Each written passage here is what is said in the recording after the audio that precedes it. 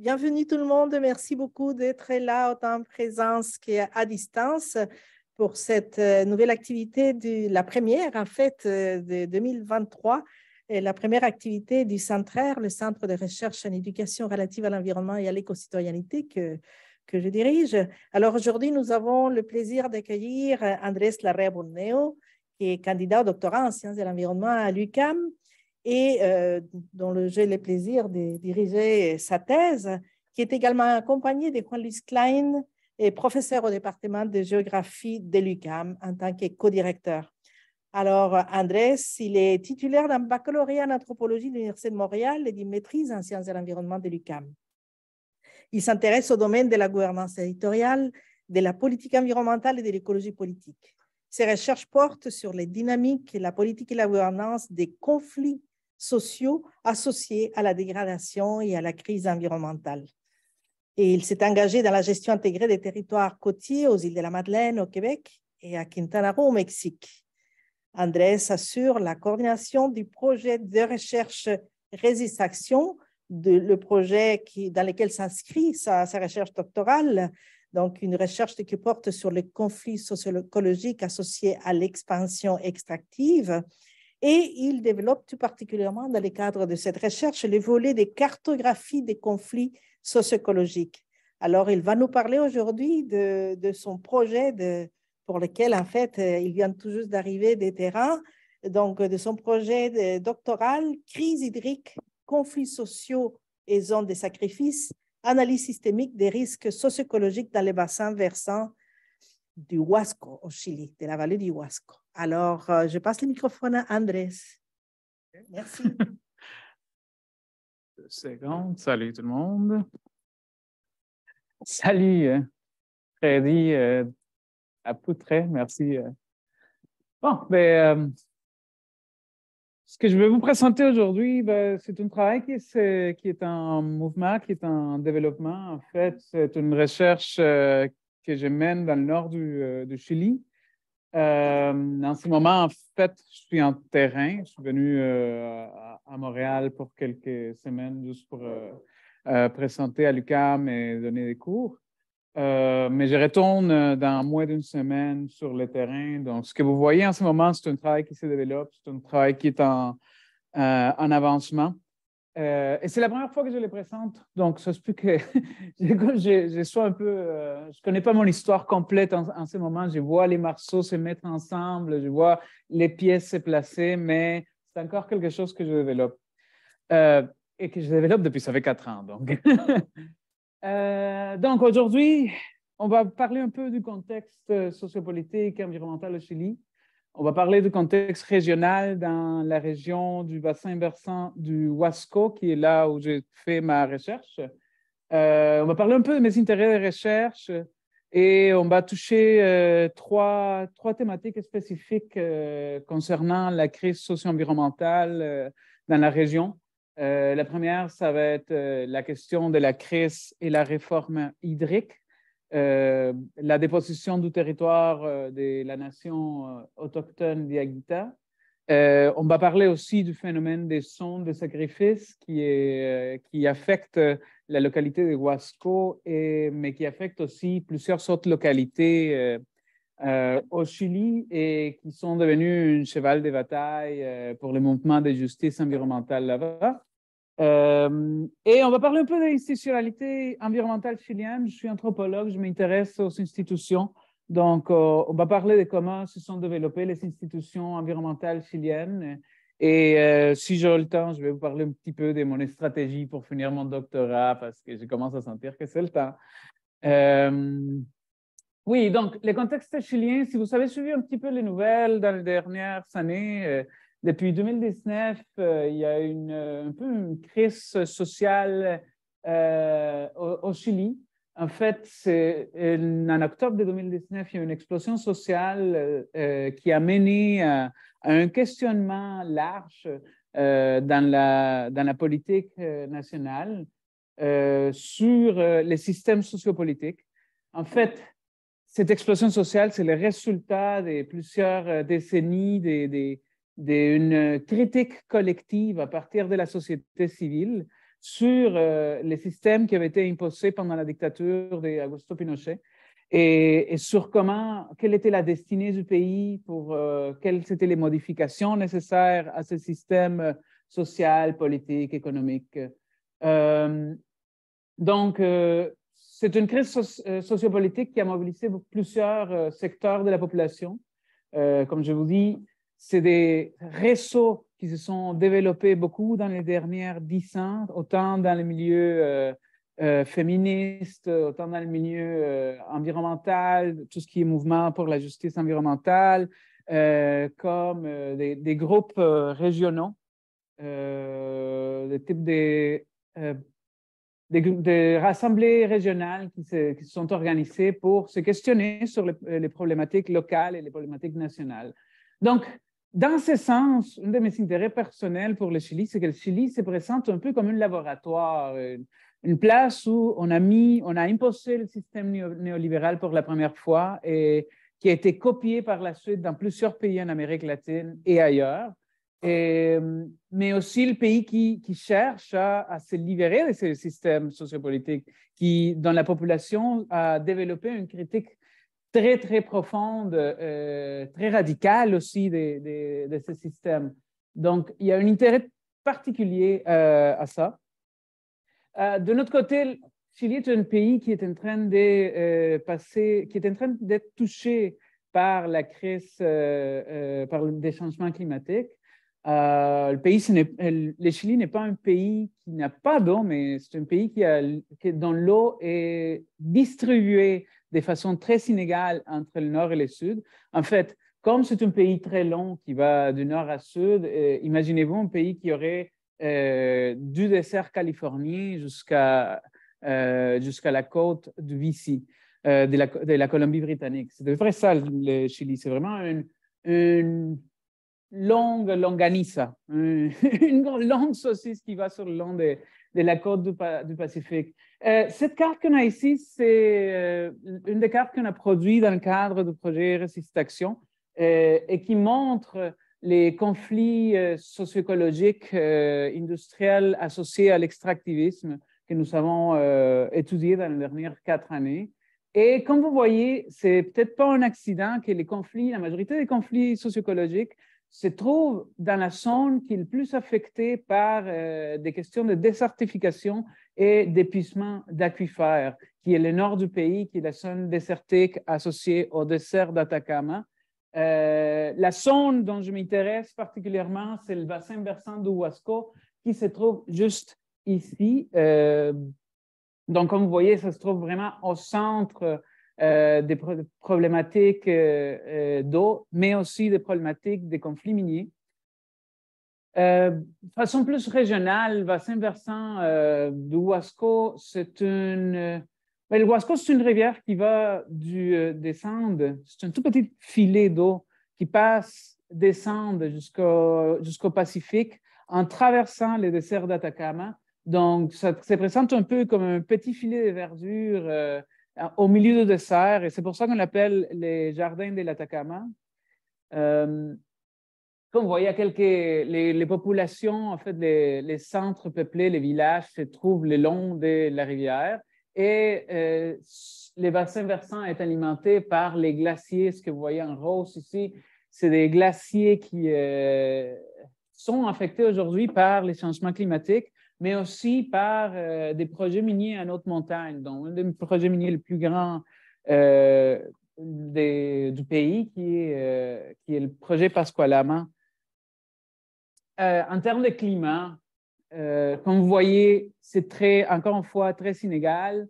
La zone plus dans les montagnes, en hauteur, il y a plus de pluie, il y a de la pluie qui est disponible, tandis que la rivière traverse un désert qui est extrêmement sec.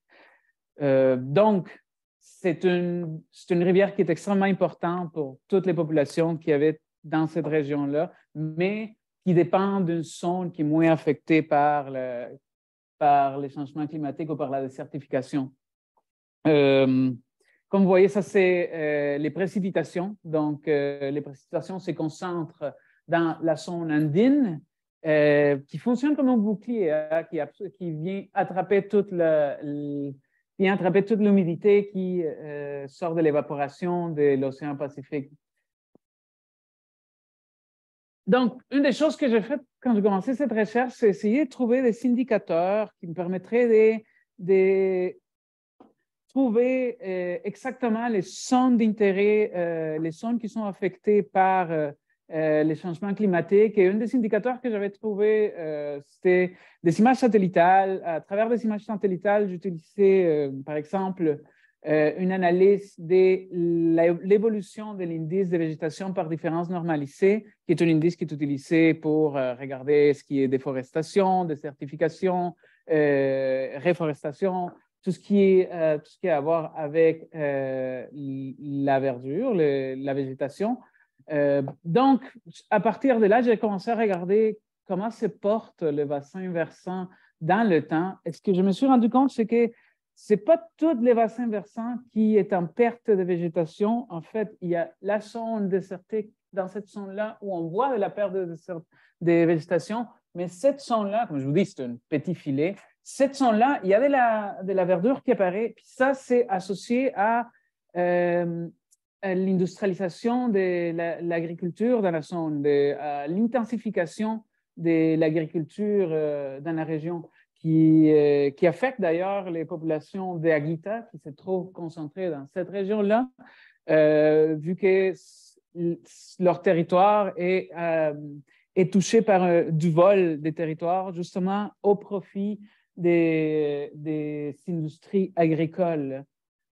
Ici, on voit plus des proches la zone autour de la ville de Vallenar, et on voit comment cette zone-là en particulier a perdu beaucoup de végétation.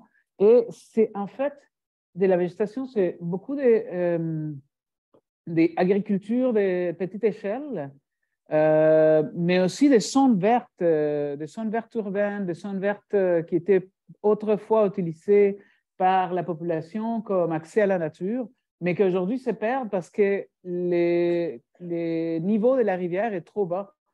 Alors, ces zones-là sont en train d'être affectées par la désertification.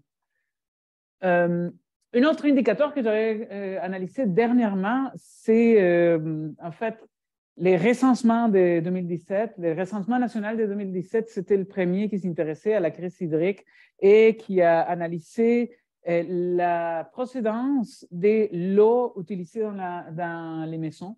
Et comme on voit, c'est très inégal, encore une fois, dans le bassin versant. Ce qu'on voit là, ce qui est en bleu, c'est les maisons qui dépendent de la rivière. Ce qui est en vert, c'est ceux qui dépendent de l'eau souterraine. Ce qui est en mauve, c'est les réseaux urbains d'eau potable. Et ce qui est en rouge, qui sont les zones les plus frappées par la crise hydrique, c'est en fait les zones qui dépendent d'un camion-citerne pour les transports d'eau. Donc, ça m'a permis un peu d'aller trouver quelle municipalité à l'intérieur du bassin versant était la plus affectée par la crise hydrique pour pouvoir aller parler avec les gens qui travaillent là-dessus. Et ce que je me suis rendu compte, c'est que la municipalité de Freirina est particulièrement affectée. En fait, tout ce qui est en dehors de la petite municipalité, tout ce qui est cette zone-là sont quand même habités, mais dépendent des camions-citernes. Et donc, la municipalité a dû, à grand coût, acheter des camions-citernes. D'un autre côté, il y a aussi des entreprises de camions-citernes privées qui chargent une fortune pour l'eau. Donc, ça, c'est devenu vraiment un point central de ma recherche en ce qui concerne la crise hydrique. Comment la municipalité est en train d'analyser comment elle comprend la crise hydrique et quels sont les outils qui lui reviennent, quels sont les instruments pour toucher, pour faire des interventions dans cette crise hydrique et à quel coût aussi. Donc, comme je vous sais, la ville de Vallenar aussi, ce que j'avais retrouvé, c'est que beaucoup de zones qui sont affectées par la crise hydrique, c'est des zones où il y a des urbanisations irrégulières. Donc, des zones qui ont été urbanisées de façon peut-être parfois illégale par des communautés qui sont parfois des communautés immigrantes ce qu'il faut comprendre, c'est qu'à Vagenar, à cause de l'industrie minière, les coûts de la location des maisons, d'appartements est extrêmement cher, extrêmement cher. J'étais en train de payer autour de 1 500 $ pour un tout petit bungalow avec une chambre et une cuisine. Donc, comme c'est extrêmement cher, beaucoup de gens se trouvent dans une situation d'itinérance ou dans laquelle ils se voient obligés de créer des urbanisations qui sont irrégulières. Et donc, une des choses que je suis en train de faire en ce moment, c'est la cartographie de ces urbanisations irrégulières pour être capable de trouver exactement quelles zones sont les plus vulnérables socialement à cette crise hydrique, parce que c'est justement ces personnes-là qui n'ont pas accès à l'eau, qui n'ont pas accès à des services municipaux et qui doivent payer de leur poche pour l'utilisation des camions-citernes. Donc, voilà, c'est une partie de comment je suis en train d'étudier la crise hydrique dans la région. Une autre problématique dont j'avais un peu discuté, c'est la question de la dépossession du territoire d'Iagüita au profit des projets miniers. Ce que vous voyez ici, j'ai travaillé avec la présidence de la communauté d'Iagüita, Huascualtinos, pour faire une cartographie des territoires que Soti considère traditionnels.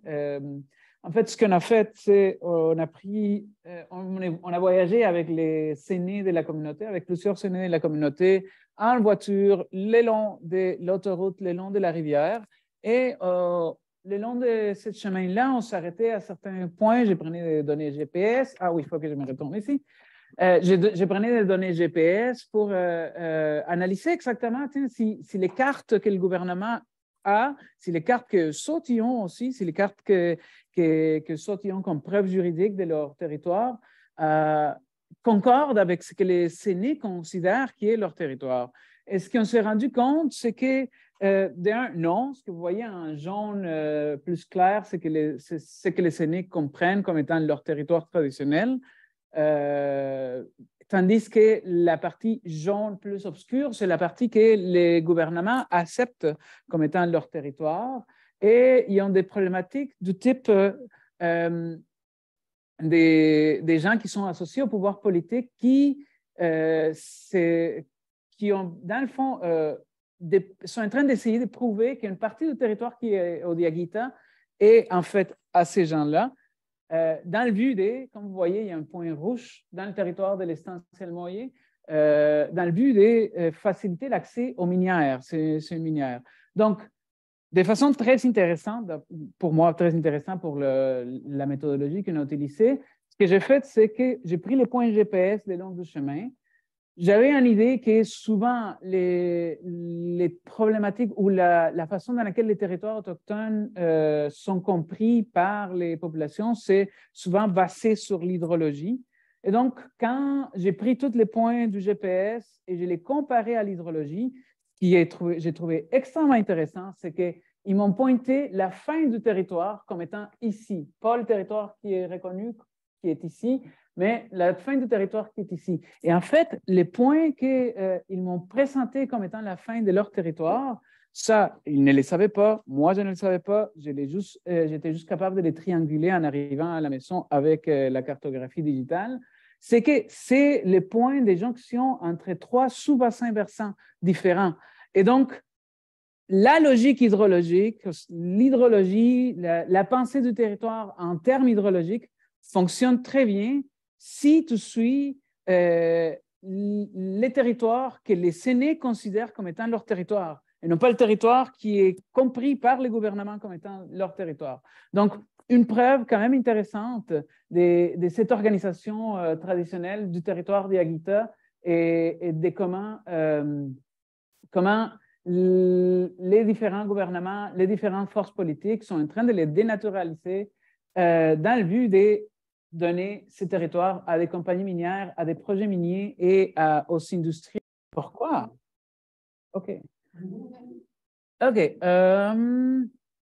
Oui, donc comme vous voyez, et c'est une problématique centrale dans le nord du pays. Comme vous voyez, il y a énormément de projets miniers à l'étude dans la région.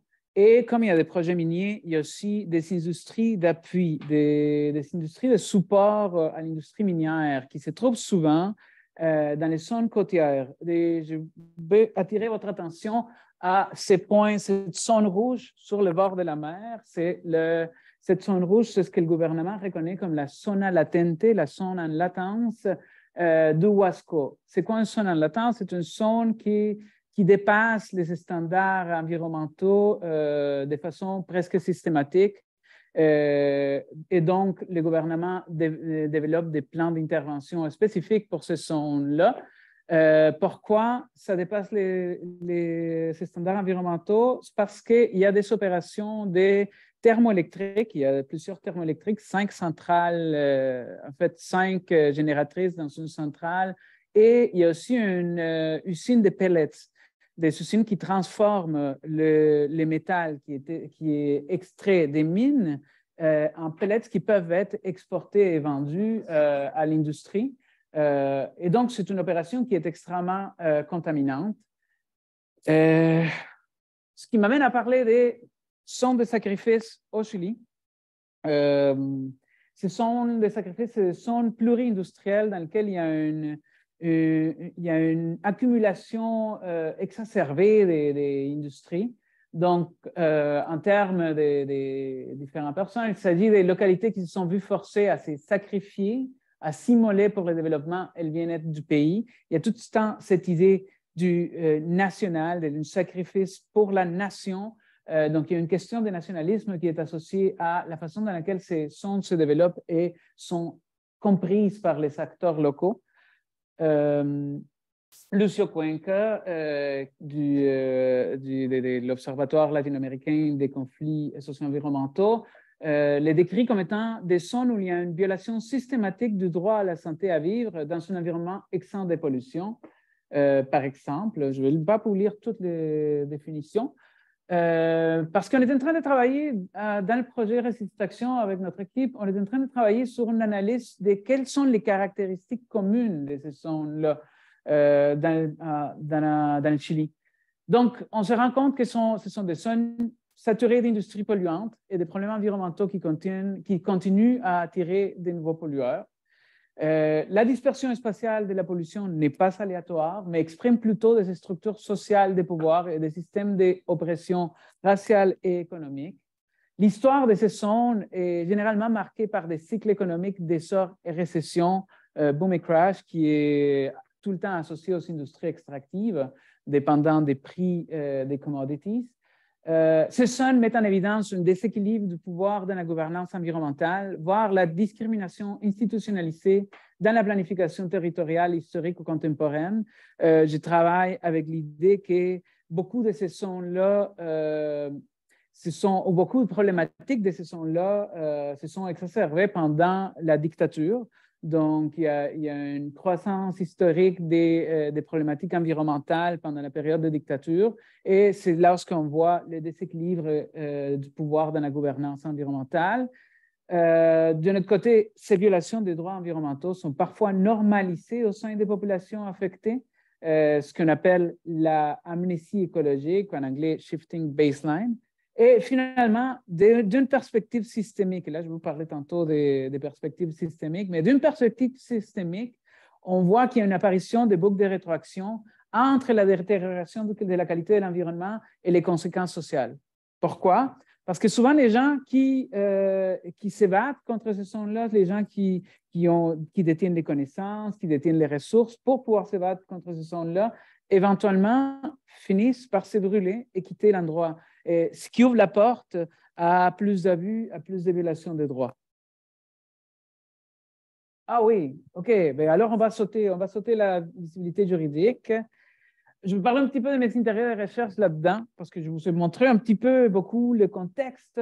Comme je vous dis, je suis anthropologue. Je m'intéresse beaucoup aux institutions, comment les institutions s'organisent, comment les institutions créent des connaissances, comment elles mobilisent les connaissances.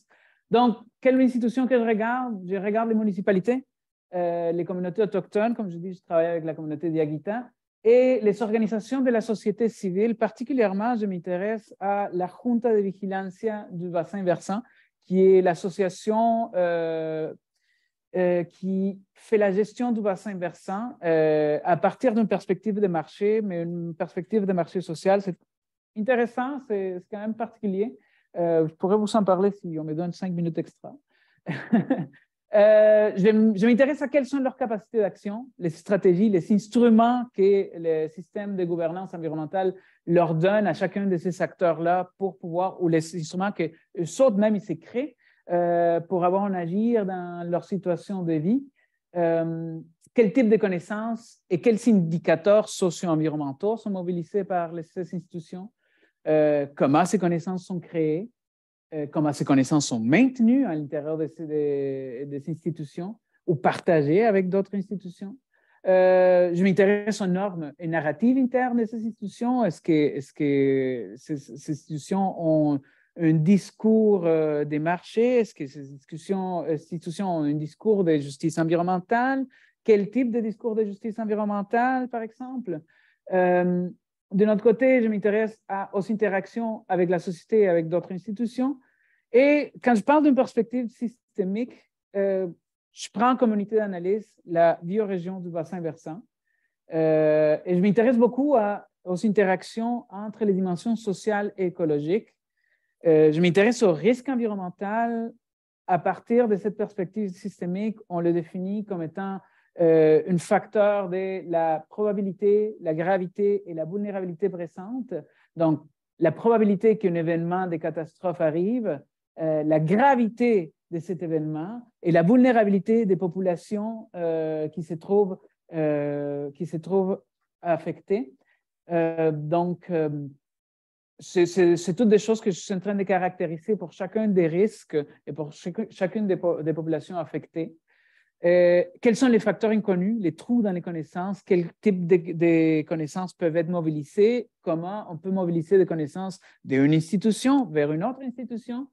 Et c'est une approche qui est pas, en fait, l'approche systémique est adoptée dans une diversité des matières aujourd'hui. Moi, personnellement, je m'inspire beaucoup de la gouvernance adaptative, qui est une approche à la gouvernance environnementale, à la conservation territoriale, à la planification, à l'aménagement du territoire, et aussi à la réduction des risques de catastrophes, qui est l'approche qui était poussée par l'ONU. L'approche systémique est poussée par l'ONU en ce qui concerne l'analyse des catastrophes. Mais il y a aussi d'autres types d'approches qui acceptent, qui prennent cette approche systémique. Par exemple, en santé, on parle de One Health, qui est un autre exemple d'approche systémique et comment celles-ci sont adoptées dans des questions socio-environnementales. Donc, pour terminer, parce que j'ai passé les derniers 3 mois à m'intéresser beaucoup comment les gens interagissent avec les institutions, par exemple, comment les communautés d'IAGIT interagissent avec les tribunaux environnementaux lorsqu'il y a une problématique ou avec les services d'évaluation environnementale lorsqu'il y a une problématique avec un projet minier. Et j'ai passé beaucoup de temps à essayer de voir comment ces institutions ont évolué. Comme je vous dis, c'est un travail qui se fait encore, mais les 3 derniers mois ont été beaucoup là-dedans. Donc, le système chilien est en fait un système qui s'est beaucoup développé dans la dernière décennie, les derniers 10-15 ans, à force des nouvelles lois, des projets de loi, à force des réformes, et qui est un système qui est plus complexe que le système québécois, en fait plus complexe que tous les autres systèmes que j'avais étudiés dans le passé. Et c'est un système qui dépend beaucoup de la participation citoyenne, donc des citoyens qui viennent dénoncer, qui viennent faire part de leurs préoccupations, mais qui n'est pas plus fonctionnel nécessairement, comme on le voit, à cause de la quantité de conflits qui sont quand même... mais les conflits ont créé la nécessité, ont créé la pression politique pour que ces systèmes soient développés. Donc, si on regarde ça, en fait, une partie très intéressante, c'est qu'ils ont des tribunaux environnementaux. Par exemple, nous autres, ce n'est pas tous les projets qui passent par le BAP, par les bureaux d'audience publique en environnement, mais au Chili, en fait, c'est les projets, c'est un peu plus comme les fédérales ici, c'est tous les projets à partir d'une certaine taille, à partir d'une certaine importance qui passent par les services d'évaluation environnementale et donc par une audience publique. Toutes les données sont disponibles sur Internet comme les sont pour les BAP. Lorsque le projet est accepté, ça devient la responsabilité de la Superintendencia del Medio Ambiente de faire la fiscalisation environnementale. Et là encore, il y a la participation du public qui est nécessaire pour faire les dénonciations nécessaires parce que la superintendance n'a pas les ressources nécessaires pour faire la fiscalisation partout à tout le temps. Mais c'est très possible, si c'est un projet minier, si c'est un projet industriel, que la Superintendencia del Medio Ambiente ou peut-être les ministères de l'Environnement se pointent à ta porte, frappent à ta porte, puis ils te disent « on va vous fiscaliser ». C'est une possibilité. L'autre question, c'est les tribunaux environnementaux. Ça, c'est depuis 2012 et ça, c'est quelque chose que j'aimerais voir se développer un peu partout. Au Chili, il y a 3 macrozones pour ces tribunaux environnementaux. En fait, c'est des tribunaux de dernière instance. Après les tribunaux environnementaux, tu peux juste aller à un cour suprême. C'est la dernière instance. Et ce n'est pas seulement des avocats qui se chargent de la question. Chacun des tribunaux est siégé par 3 ministres. Ministre, c'est le nom qu'on lui donne. Et 2 de ces ministres doivent être des avocats, mais ils doivent avoir tout le temps un scientifique, un spécialiste de l'environnement. Et c'est une des instances que beaucoup de groupes autochtones, beaucoup des groupes régionaux ont utilisé pour mener en cours les projets miniers qui créent des problématiques. Donc, en termes des rôles des institutions, on a l'institution de régulation à partir du ministère, du Conseil des ministres, qui en fait font tout ce qui est normativité entre les ministères. Et après ça, on a, avant les opérations, les services d'évaluation environnementale, pendant les opérations, la superintendance de l'environnement, et pour des questions de justice environnementale, justice sociale associée à des problématiques environnementales, il y a les tribunaux. Donc, un système quand même plus complexe que celui qu'on a au Québec, et qui est très intéressant parce que vu que ça prend tellement de temps à mettre en place des cultures institutionnelles à l'intérieur de chacune de ces institutions, c'est un système qu'on commence à voir son fonctionnement, on commence à voir comment, et par exemple, en ce moment, il y a une réforme des lots qui est en train de se mettre en place et c'est une des problématiques qui m'intéresse. Cette réforme hydrique, quel outil est en train de donner aux municipalités, aux assemblées de surveillance des bassins versants pour agir dans le contexte de la crise hydrique? Je suis en train de préparer une ligne de temps de comment les institutions ont évolué. Je vous dis, j'ai arrêté à 3-4 heures du matin un matin parce que j'ai déjà mon gros texte qui est tout résumé, mais je n'ai pas fait les résumés du résumé. Mais ça, c'est quelque chose que je vais éventuellement vous présenter, donc, parce qu'on n'a plus de temps. Mais c'est très intéressant à cause des questions de réforme agraire et des projets socialistes qui ont eu lieu au Chili entre les années 60 et 70. Et à cause de la dictature militaire, les institutions environnementales, les institutions autochtones, les institutions hydriques au Chili ont passé par des énormes changements qui sont très intéressants à étudier. Donc, ça, je vous le promets pour une prochaine, je vous le promets pour une prochaine présentation parce que je n'ai pas fini avec ceci.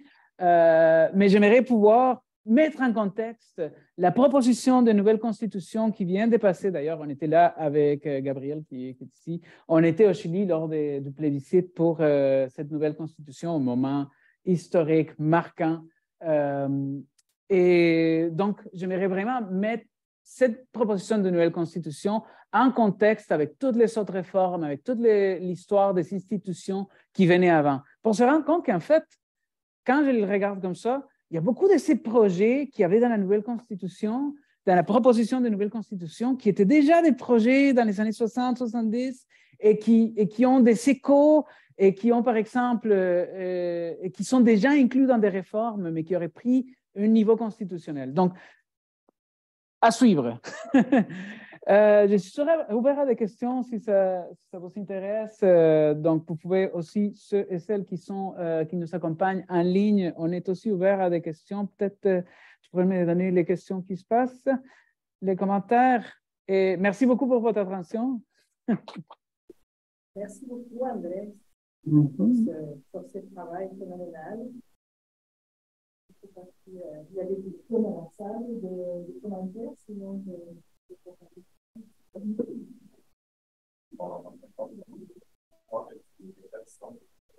Oui, je peux répéter ta question, il n'y a pas de problème. Je veux savoir si tu étais au courant de s'il y a des membres des communautés, des habitants, qui ont fait appel aux différentes instances de régulation environnementale, soit la sous-préfecture ou les tribunaux. Est-ce que tu pourrais nous raconter un peu s'ils ont fait... En fait, ils ont plusieurs cas devant les tribunaux environnementaux. Ah oui, ils m'ont posé la question de si je savais si les Diaguita avaient fait appel à des instances comme les tribunaux environnementaux. La réponse est oui. En fait, ils ont plusieurs cas devant les tribunaux pour contamination d'eau, pas seulement avec la minière Pascualama de Barrick, mais aussi avec le projet Nueva Unión. Mais leur problématique a été que l'avocat avec lequel ils travaillent depuis ça fait une dizaine d'années et qui menait tous leurs cas, soit ils suspectaient qu'il y avait quelque chose avec l'avocat parce qu'il y avait... ils retardaient beaucoup de leurs cas devant les cours, ils faisaient traîner ça pendant des années. Et éventuellement, ils ont su que l'avocat était en train de recevoir de l'argent de la minière, d'une des minières. Qui est en train de défendre les intérêts de la minière secrètement. Donc, ils sont séparés de l'avocat dernièrement et ils se sont ramassés dans une situation où ils ont plusieurs cas devant la cour, mais ils n'ont pas d'avocat. Et pas seulement ils n'ont pas d'avocat, mais tous les suivis des dernières 10 années, ils n'ont pas les documents parce que l'avocat a juste disparu. C'est vraiment une situation particulière.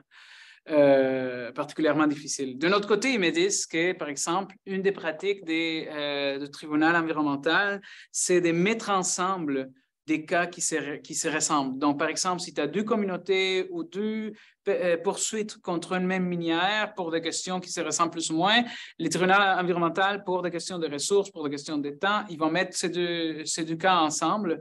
Et ça fait que les intérêts particulièrement autochtones, particulièrement personnels, je dirais, aux communautés autochtones Diaguita, quand tu mets plusieurs cas dans un seul cas, et c'est ce qui leur est arrivé avec les cas, je pense, de Nueva Unión, ils dénaturent cette question-là. Donc, ce qu'il me disait, c'est qu'il y a un groupe d'avocates écoféministes qui s'étaient présentés qui venaient du sud du pays, qui ne venaient pas localement, mais qui voulaient se présenter devant les tribunaux environnementaux pour la question des contaminations pour lesquelles la communauté Diaguita Huascoltina avait déjà un cas devant la Cour, le tribunal environnemental. Et comme le tribunal environnemental a vu les deux cas qui se ressemblaient, les a mis ensemble. Mais donc, tout ce qui est la question spécifiquement autochtone, tout ce qui est associé à la Convention 169 de l'Organisation internationale du travail, au droit spécifiquement collectif des nations autochtones, devient effacé de cette cas devant la Cour, parce que maintenant, ils sont représentés par un groupe qui n'est pas local, qui n'est pas touché, puis qui, en plus, ont leur propre intérêt politique, des protagonismes peut-être. Donc, il y a ce type de choses-là. Donc, dans les questions les problématiques que les Diaguita touchent en ce qui concerne devant les tribunaux. Oui.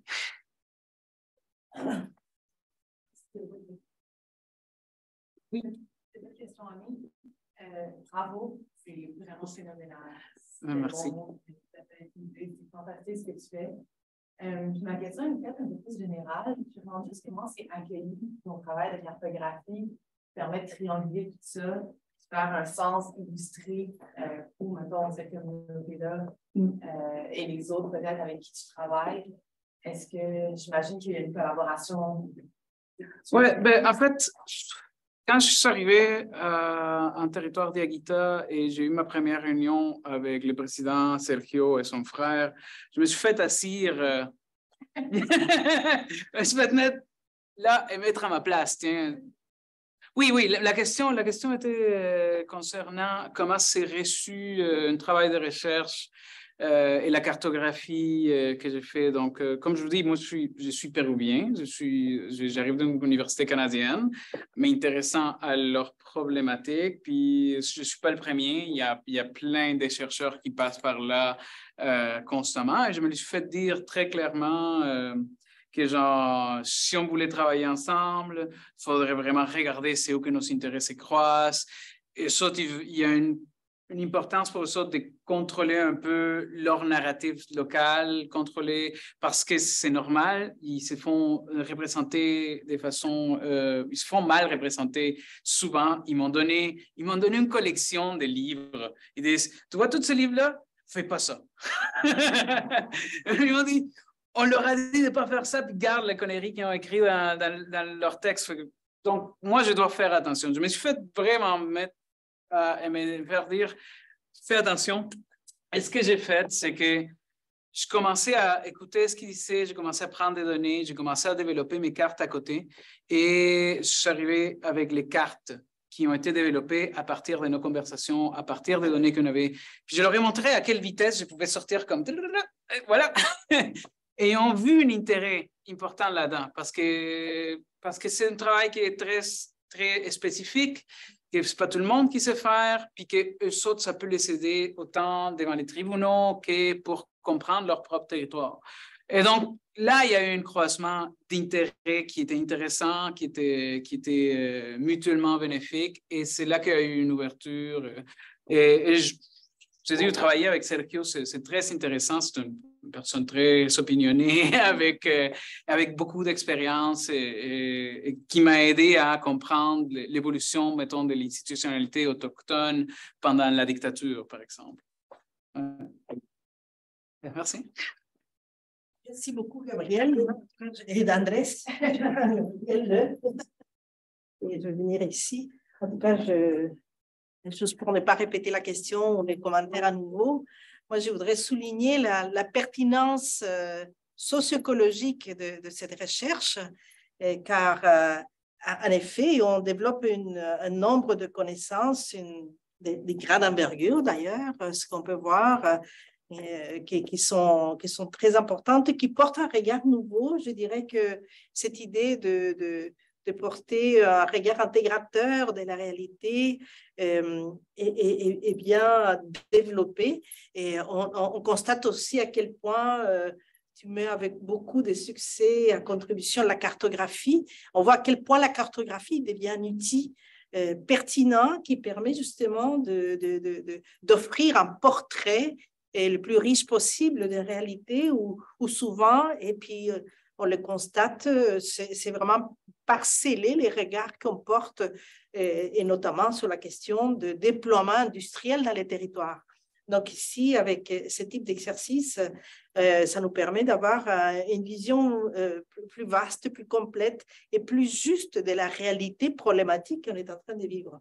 Donc, merci pour cet apport très appréciable.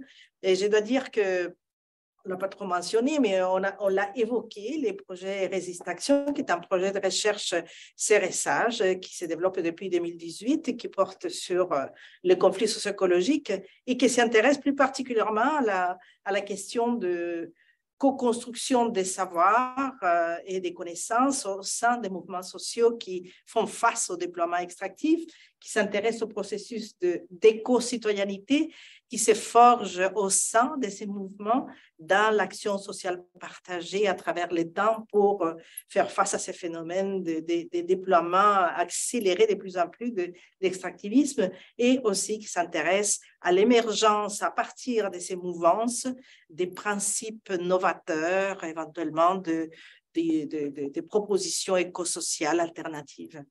Alors, sans doute qu'il y a une énorme signification de ce travail d'Andrés. Il y en a 4 recherches étudiantes qui sont inscrites dans ces projets qui est Parapluie, Résiste Action, et qui est un déclencheur, comme vous voyez, par exemple, ici, d'aller creuser de façon beaucoup plus spécifique sur certaines dimensions, certains aspects, certaines réalités. Et dans ces cas-ci, on voit que la recherche d'Andrés, et aussi par l'adéquation avec les terrains, il y a un regard plus spécifique sur la réalité de la communauté autochtone Diaguita Huascualtina qui est ancrée dans une partie de ce territoire qui est affecté, en fait, de ce territoire du bassin versant du Huasco, en fait, qui est affecté par un déploiement industriel minier, mais aussi agricole destiné à l'exportation.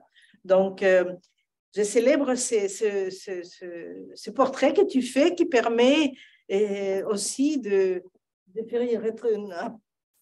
porter un regard rétroactif sur la trajectoire de ces pays bouleversants qu'est le Chili et à la trajectoire historique en fait, de gouvernance et puis des mouvances sociales qui mène justement, qui permet de donner un sens aussi à ces portraits plus spécifiques du bassin versant du Huasco et qui permet de dégager donc une certaine réflexion sur les impacts de ces choix plus globaux. Alors, merci beaucoup, Andrés. Et puis, je sais que tu retournes la semaine prochaine sur le terrain. Et puis, sans doute que ces petits laps de temps que tu as pu prendre de revenir au nord, peut-être t'a permis de prendre une distance critique et puis un recul qui vont aussi t'aider dans la démarche qui se suit. J'aimerais, comme question, pour en finir, c'est long commentaire, j'aimerais que tu nous parles 2 mots sur la méthodologie. Parce que, et aussi avec un intérêt particulier, on parle ces temps-ci pas mal de recherche participative, recherche collaborative, et puis sans doute ici il y a un bon exemple de comment il s'articule une telle perspective et de recherche qui est à prime abord qualitative, de type interprétatif, mais aussi avec une dimension critique qui est présente. Et comment donc s'articule ta méthodologie et la dimension collaborative. Oui, donc, comme je vous dis, je m'intéresse aux institutions. Je m'intéresse aux capacités d'action des institutions et comment l'améliorer dans un contexte qui est extrêmement complexe. Et souvent, les gens qui prennent des décisions dans ces institutions se trouvent dans des situations où, devant la complexité, c'est très difficile de se trouver à prendre des décisions.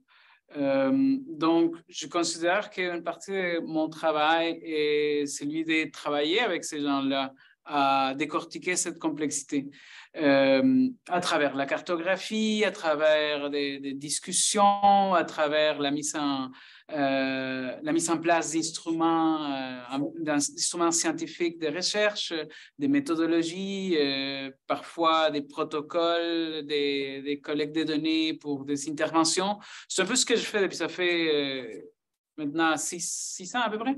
Et donc, quand tu commences à étudier un territoire, quand tu prends le temps d'étudier un territoire, tu commences à voir les problématiques qui apparaissent à travers les indices que je vous ai montrés.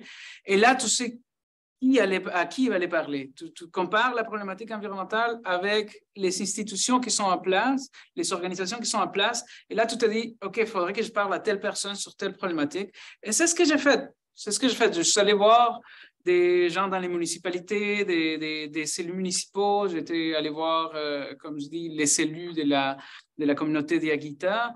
Et j'étais voir aussi des membres des organisations de la société civile parce que je sais que ces organisations-là participent d'une façon spécifique dans une gouvernance territoriale. Peut-être pas dans la conception que beaucoup de gens ont de la gouvernance, mais dans une gouvernance de proximité. Beaucoup de ces organisations sont celles qui vont mener les projets d'intervention environnementale, qui vont faire la planification, qui vont être des acteurs dans la gestion territoriale. Donc, j'étais voir ces gens-là et avec des informations très spécifiques à leurs propres problèmes et comment ces problèmes se touchaient avec d'autres problèmes. Et je pense, j'ai eu une réponse très positive jusqu'à maintenant. Je m'assois avec des gens, on discute de ces questions-là, on regarde des cartes, on dessine dans les cartes, donc on fait de la cartographie participative. Parfois, j'ai fait des sorties de terrain de cartographie, comme je l'ai fait avec les aînés des communautés d'Yaguita. Et à partir de là, je vois quels autres indicateurs ça me prend et je commence à trouver de nouveaux indicateurs. Et il y a quelque chose, il y a un sens qui se dégage de cet exercice, qui est un sens qui n'est pas juste moi qui regarde la chose, mais un regard plus collectif. J'essaie de mener le regard de quelques-uns et les mélanger avec le regard des autres pour avoir une image plus globale et systémique. Donc, voilà ce que je peux dire en termes de méthodologie. Je pourrais aller dans les détails de la méthodologie, mais je ne trouve pas qu'il y a tant d'intérêt à dire que je me promène avec une GPS puis qu'après ça, je passe ça sur un programme des genre cartographie digitale, des SIG. C'est aussi de l'art. Faire de la cartographie, c'est de l'art. Et parce que tu essaies d'analyser, trianguler, regarder l'essence du territoire, puis la partie difficile est les communiquer. Donc, ça, c'est la partie dans laquelle il y a beaucoup de comment tu fais pour communiquer ces problématiques d'une façon qui représente les données, mais en même temps qui parle aux gens qui sont affectés par ces problématiques. Donc, voilà. Merci, André. Encore une fois, et bravo pour ce travail. En fait, qui est aussi, à mon avis, une manifestation de ce regard interdisciplinaire et des dialogues des savoirs. On voit que dans les portraits que tu nous as présentés déjà dans la problématique, tu abordes des domaines très, très particuliers, très spécifiques, mais très disparates. Enfin, je ne dirais pas disparates parce qu'il y a quand même une convergence cohérente qui s'est faite pour présenter, mais avec une connaissance bien appuyée, bien documentée, et qui permet donc aussi d'avoir une crédibilité importante de ce travail. Donc, je célèbre aussi que tu portes en toi cette approche interdisciplinaire et que tu as intégré cette perspective de dialogue de savoir avec les communautés, avec les citoyens, avec en fait les décideurs qui permet de justement arriver à cette complémentarité, à cette synergie qui ouvre la porte à la construction de ces cartes, en fait. Et je ne doute pas que ça va être un outil important pour les communautés, comme tu l'évoquais, et pour, dans des cas de défense de leur propre lutte de défense territoriale, etc. Je dois dire que la communauté d'Yaguita-Huascoaltina, il y avait déjà à l'époque, à un autre moment, pu travailler avec nous. On a travaillé, nous, avec eux plutôt. Et nos travaux, ils ont soutenu, en fait, la présentation de leur cas auprès de la Cour interaméricaine des droits humains, où était abordée et où était défendue en fait la question territoriale face au litige qui existait, qui est dans la justice chilienne n'avait pas pu être résolu. Puis on avait été interpellé, puis on a donc présenté un rapport d'experts, de recherche, qui a soutenu en fait leur cause dans les tribunaux. Donc, je suis contente que tu poursuis, que tu prends les flambeaux, et je ne doute pas en fait, de l'intérêt que la communauté d'Yaguita-Huascoaltina a à t'avoir tout près. Alors, merci pour ce travail. Sans doute, vous voyez, c'est un travail en évolution, donc on pourra voir les suites plus tard. Et j'aimerais beaucoup qu'on puisse avoir, je l'espère, à un moment donné, une présentation sur la notion ou le phénomène des zones de sacrifice. On a l'idée d'écrire un article là-dessus et je pense que ça va être important de le faire, surtout aussi dans la perspective que de plus en plus, on voit ici au Québec une montée en fait de situations de dégradation environnementale reliées à l'expansion extractive et les risques, la menace aussi de voir apparaître des zones de sacrifice avec tout ce que ça implique en termes d'impact monumental sur la qualité de vie et sur les écosystèmes. Si tu me permets, les derniers 4 ans à travailler dans le projet Resist Action a été une opportunité énorme de regarder parallèlement deux systèmes de gouvernance environnementale, deux problématiques au Chili et au Québec et voir c'est où que ces problèmes se touchent, voir les parallélismes, voir que certaines problématiques de gouvernance finissent par réapparaître ici. Je pense par exemple à Limoilou, ouais, qui a des problématiques qui sont très similaires à des zones de sacrifice chiliennes et qui ont une dynamique de gouvernance, celle d'ouvrir faciliter les dépassements de ces standards environnementaux qui étaient la stratégie du gouvernement légaux, mais que tu vois, c'est quoi les résultats de ça dans d'autres pays, donc au Chili, et tu vois les conséquences à long terme. Donc, pour des gens qui sont ici, peut-être qu'ils n'ont pas vu cette partie-là, cette question-là. Donc, l'autre chose que je faisais le parallélisme aujourd'hui aussi, c'était entre les claims miniers et les marchés hydriques au Chili. Il y a vraiment un parallèle à cause de l'ouverture de ces marchés à la spéculation. Donc, ça, c'est une autre voie de recherche. Absolument. Ouais. Sans doute que c'est une recherche qui ouvre toutes sortes de portes à d'autres dimensions de cette vaste problématique qui mériterait d'être creusée également. Alors, et puis bon, sans doute, la question de l'éducation dans tout ça, l'éducation relative à l'environnement qui est transversale et qui est souvent implicite, traverse les mouvements sociaux et qui prend sans doute une importance et une signification majeure. Elle est là présente, ce développement de connaissances, de compréhension, de conscience, puis développement aussi d'une volonté d'agir par rapport aux questions environnementales de la part de la population. Donc, c'est tout à fait intéressant de voir aussi comment ces mouvances-là confrontent puis mènent les citoyens à mettre en place des processus pour développer tous ces instruments, connaissances, compétences, etc., stratégies qui leur permettent de défendre leur territoire et leurs droits. Alors voilà, puis je voudrais finir pour remercier encore une fois Andrés, remercier ceux qui sont venus en présence et puis ceux qui sont à distance et inviter tout le monde à poursuivre attentivement notre programmation. Nous avons déjà le 26 janvier une conférence qui a lieu avec Aurélie Zhuang de l'Université de Montpellier, donc une conférence sur les enjeux de l'ERE dans le contexte des objectifs de développement durable en milieu scolaire en France. Et aussi, qui est un appel de communication pour le colloque du Centraire qui a lieu dans le cadre de l'ACFAS au mois de mai, les 8 et 9 mai, qui porte justement sur la contribution de la recherche collaborative et un ERE à la transition écologique. Un appel de communication qui est en cours et j'invite fortement ceux qui sont ici à considérer la possibilité de présenter une proposition de communication. Alors, merci beaucoup à tout le monde. Merci à Samuel qui est toujours fidèlement au poste pour la logistique. Vraiment, on apprécie énormément sans toi ces activités, surtout lorsqu'il s'agit d'une technologie pour nous assurer la participation à distance. Sans toi, ce ne serait pas possible. Merci à toi. Alors, et merci à tout le monde et puis à une prochaine fois. Merci de votre attention.